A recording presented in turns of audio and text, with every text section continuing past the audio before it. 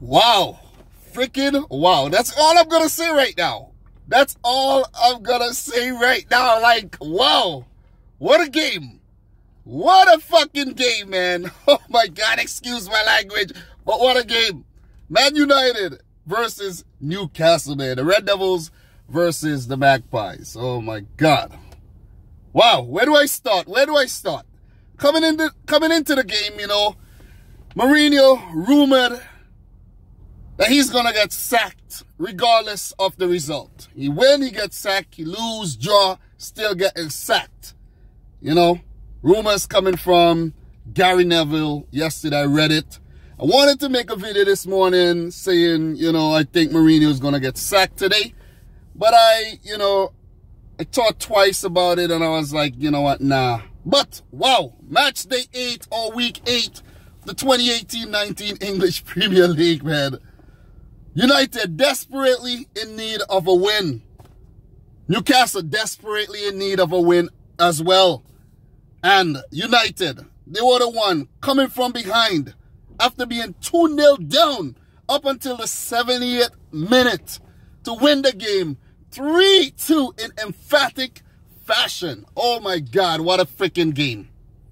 What a game. I was actually, preparing myself to, make a video about a Newcastle victory.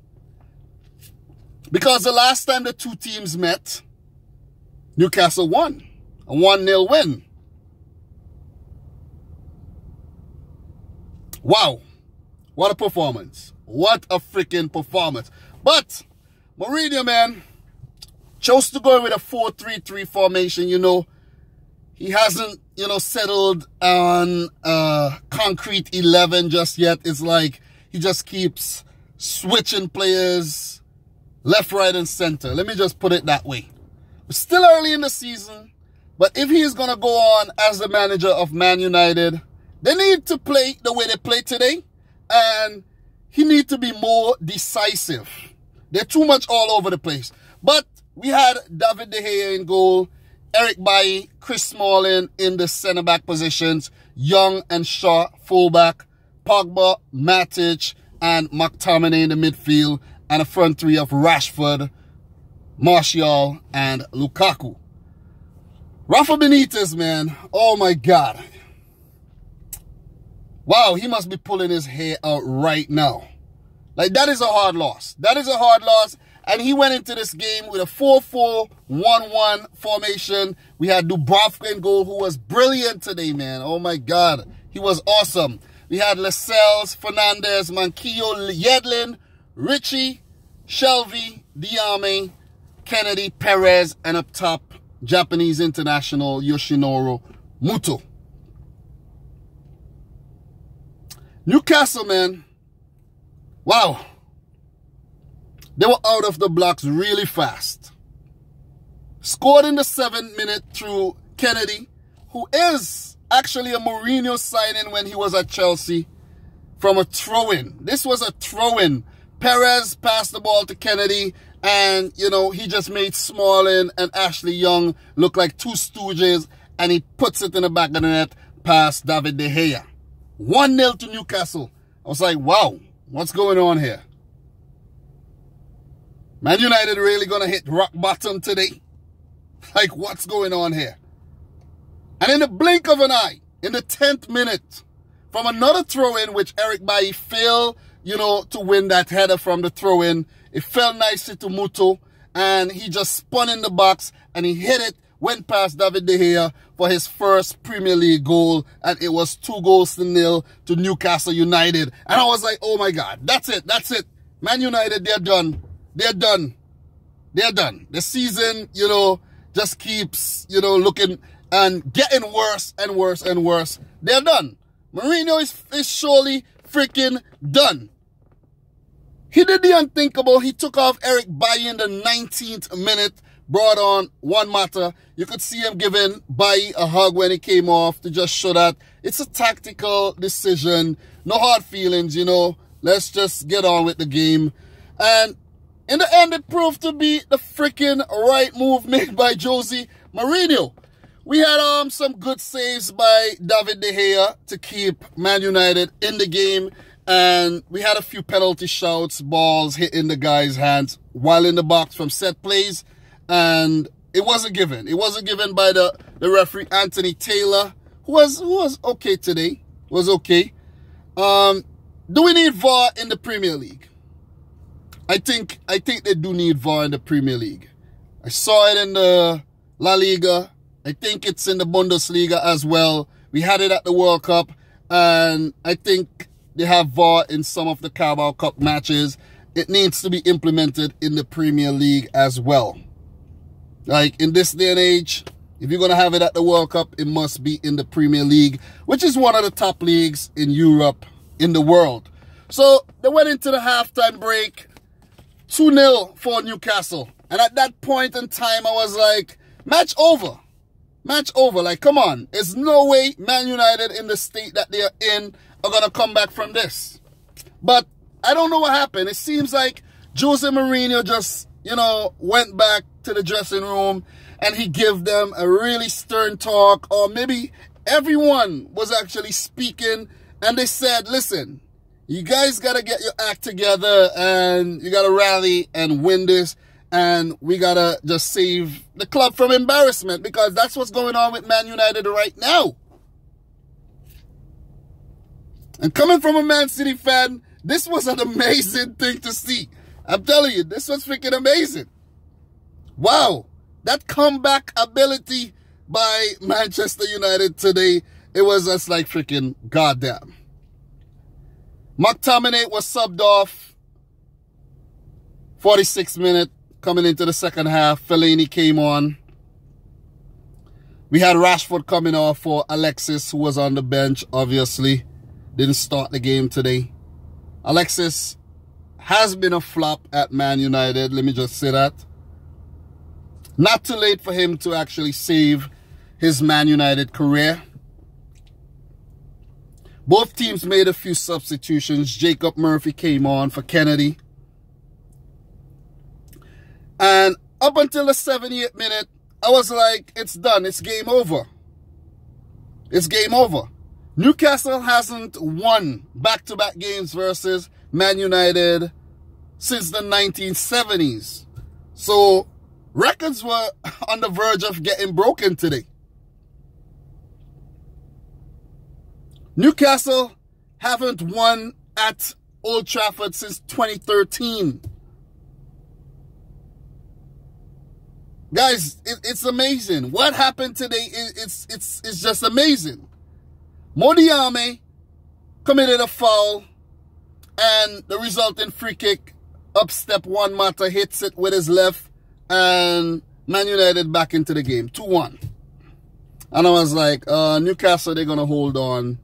They had a few more chances here and there, a few half chances, Newcastle.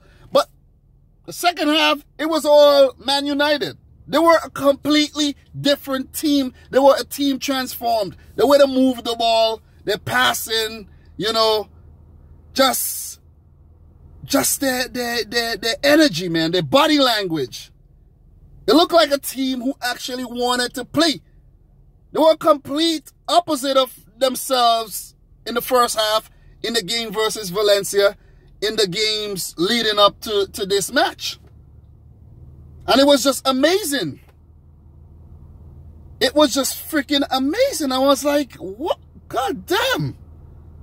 The second goal came from, Paul Pogba and Anthony Martial linking up. The two Frenchmen, French connection there. And Martial just hits it.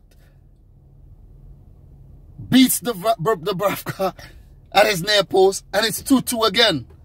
Man United, they just switched up their whole system in the second half. They had Pogba, seemingly he was playing centre half. Matic was playing in centre back as well, along with Smalling. And then Pogba would alternate from the, and Matic would stay back. It was amazing. It was an amazing, I'm completely unbiased here. It was an amazing performance. On the stroke of the, the 98th minute, Alexis Sanchez, beautifully set up by Ashley Young for that header. And he needed that goal. Martial needed his goal. He hasn't scored, I think, since Alexis Sanchez took his place in the team. And then Sanchez coming off the bench, scoring. Is Man United clicking finally, or they're going to click? 3-2 victory. The Toon army of Newcastle must be deflated after this loss, man. Is Man United finally clicking? This win puts them up to 8 on 13 points. Newcastle 19th. 2 points. 2 single points for the season. 2 draws. Wow. Things are not looking good for Rafa Benitez and Newcastle at all. And, you know, he has been complaining to the board. I think they're currently trying to sell the club as well. They're in shambles. They needed this win today. Newcastle needed this win today. And when you're not accustomed to finishing off bigger teams on a regular basis, this is what happens. This is what happens. But this is a typical vintage Man United fight back to win it late. Hats off, man. Hats off to Man United today. I must say that. Hats off to them. Coming from a Manchester City fan. It was a brilliant performance. It was a freaking brilliant performance. Guys, the other Premier League fixtures, one was played yesterday, Friday. Brighton defeated West Ham United 1-0. It seems like Manuel Pellegrini's men are back to losing ways. Then Burnley and Huddersfield drew 1-1. That's a really good point for Huddersfield, who are currently struggling. Burnley also struggling. Palace lost to Wolves. Palace seemingly very inconsistent. And Watford lost 4-0 to Bournemouth. Imagine that I predicted Bournemouth to get relegated this season. Both Bournemouth and Watford. Watford had a red card, so that contributed to this big loss. Leicester lost 1-0 versus Everton.